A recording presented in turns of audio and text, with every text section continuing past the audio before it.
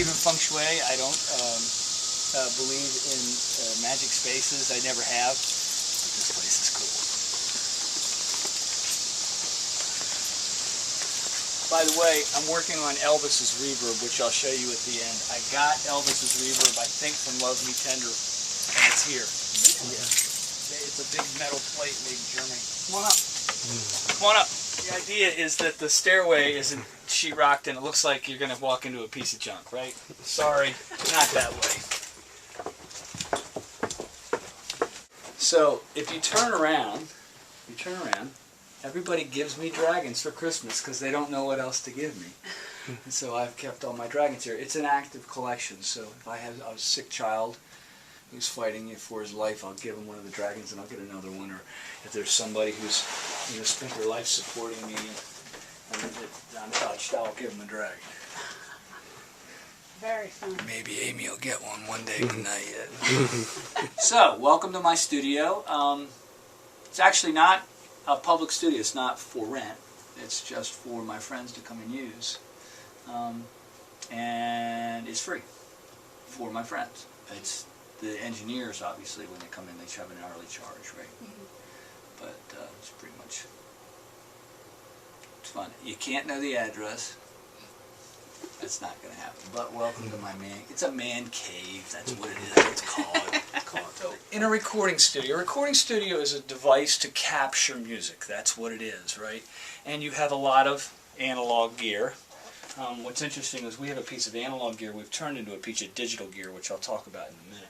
Okay. This is a set of Dunlop 6s, and they were made by a guy whose career was making antennas during World War II for above the audio range, but he decided he could do it in the audio range, so he's beam width aligned them, he's got them linear, all the things you would do for a microwave antenna, he's done for audio, right?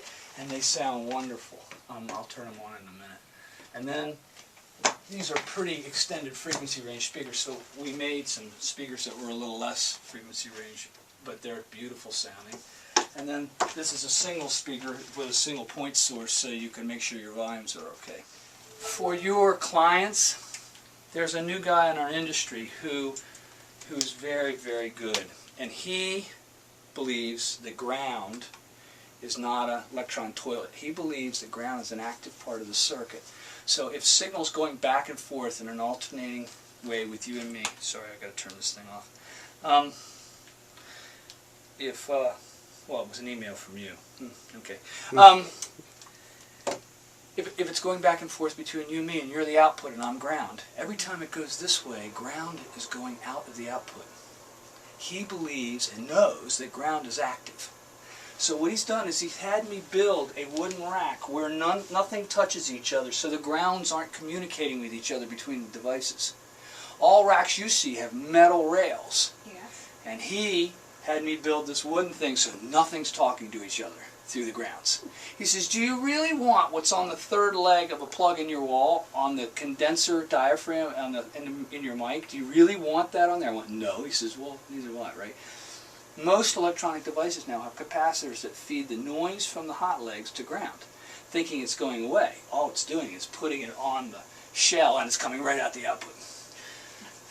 That's an exaggeration, and a pretty gross exaggeration, but this thing's quiet as a mouse.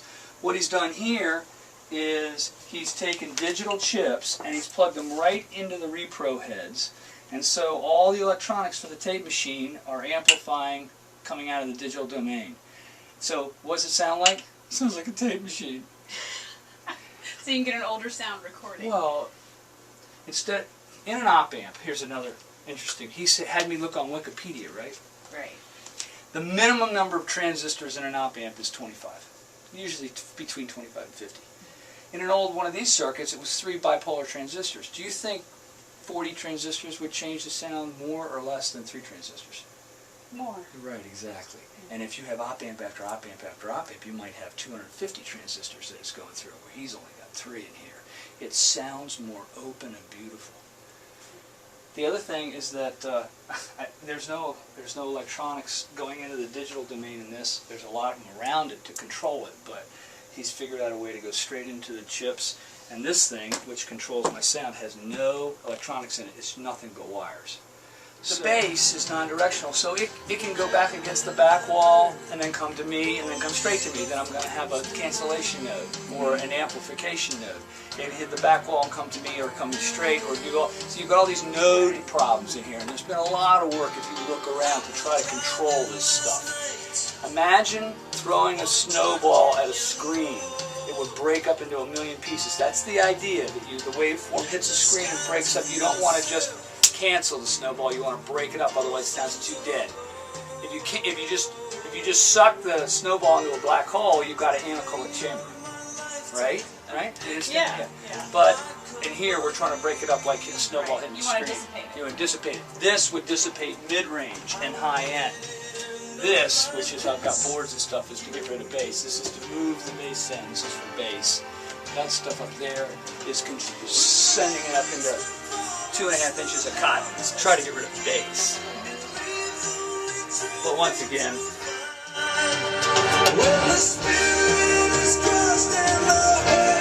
watches it over you like waves in the ocean.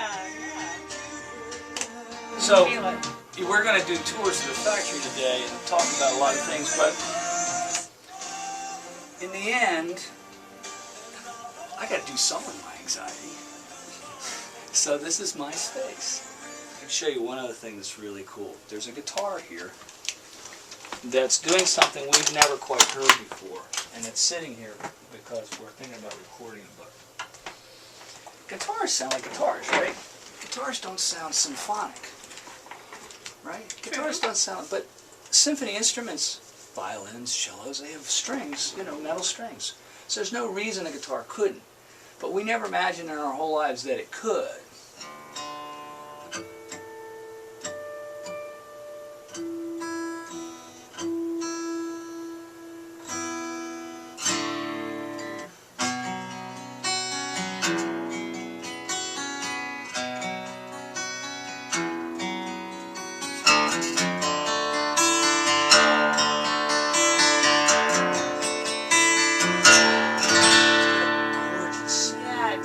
It sounds a little more symphonic than I've heard.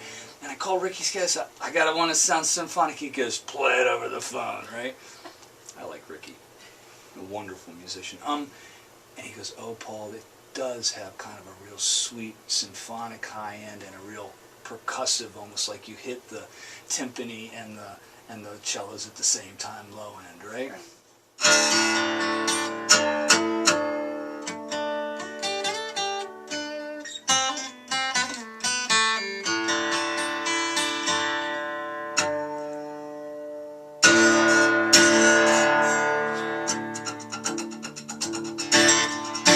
So that's. How did you do it? I'm not real sure. The physics of this guitar is different than normal guitars. We didn't invent these physics. They were invented by the guy that invented the guitar. Basically, the father of the guitar, as we know, is a guy named Antonio Torres, and we X-rayed a Torres in a mammogram machine. It's the only thing that they would let us use at the hospital, right? And the question was not what did he do, but what was he thinking? Why was it the way it was? He was thinking, it didn't just do it willy-nilly. He didn't just become the Grand Master. What was he thinking? We figured out what he was thinking. And then everything came from there, right? But if you listen to this guitar,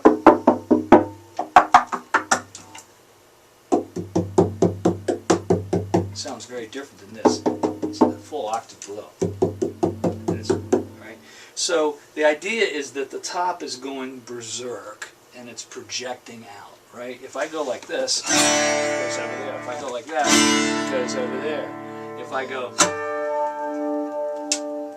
you can hear it go around the room, right? Guitars normally don't do that. Both sides are vibrating. This is not set up that way. The other thing is the neck is loaded with extraordinarily high modulus graphite so that the neck doesn't bend. And you wouldn't want to put a bolt through a bell, which is normally what they do on guitars. We put bolts in them to adjust their thing, but that doesn't have that. It rings really well. By the way, really high modulus graphite vibrates really well.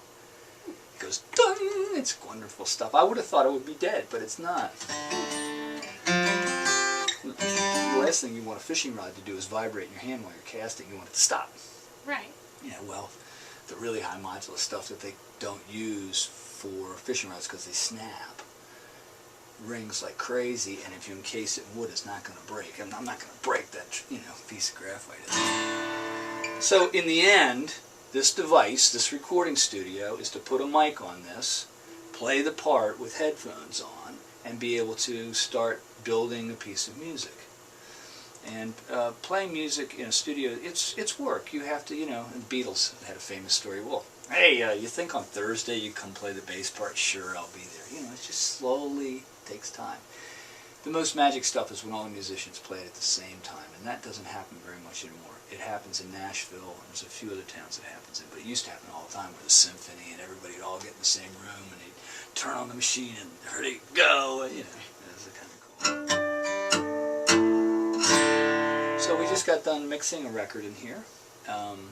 It took me 2 years to rebuild it after I walked into Ricky Skaggs' studio and realized I had no idea what I was doing. He knew what he was doing, and my studio was a joke, and I sold everything and hired this guy named Josh Florian to build these devices to use the digital domain as a storage media. Tape was a storage media for the music, right? Mm-hmm. So the digital domain is a storage media. Getting in and out without any collateral damage is a very interesting, heavily studied thing. And in my opinion, he's done an extraordinary job getting in and out so it doesn't have any jitters when the bits don't line up from one device to another, and you start to get this kind of nasty. You're like the RCA dog. It's cool. It sounds okay, but you're not quite sure what's wrong, right? So we're using the digital domain as a storage media now. That tape machine works. If I want to put tape on it and change where the tape heads plug into the machine instead of the digital chips, it'll work. Somehow, a friend sold me Elvis's reverb from RCA Studios, Studio Number 1 in Nashville, and I'm in the process of rebuilding it. But I have proof it's Elvis's reverb. First of all, it sounds just like Elvis, right? Right. But I'm in the process of rebuilding it. It's over here. Come on back here. If you look right here, it says Elvis P. sang here good. Okay? And it's named Elvis. And it came from, from RCA Studios Number 1. It's the number 4 plate, EMT plate. It was, I've forgotten the serial number, but it's pretty low, like 140. This is one of the very, very first ones made. So, the serial number's down here somewhere. It's somewhere else. Where is it? Oh, it's 420. That's okay. 420. And this one came from Bob Dylan used to sing through at Bearsville. This is 672. So we've got Elvis on the right and Bob Dylan on the left. So it says in the patch bay Elvis and Bob, right? So what they are these metal plates that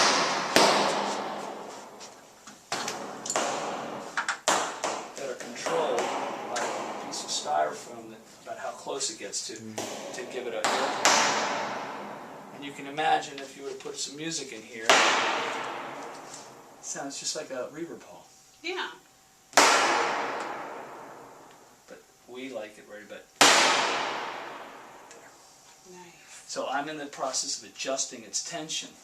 And what's interesting is the clips are broken, but you can now buy cable for boats that'll hold, that's a 16th in diameter, that'll hold 800 pounds. So I take this Spectra cable, tie it, put super glue on the square nut, and crank it up.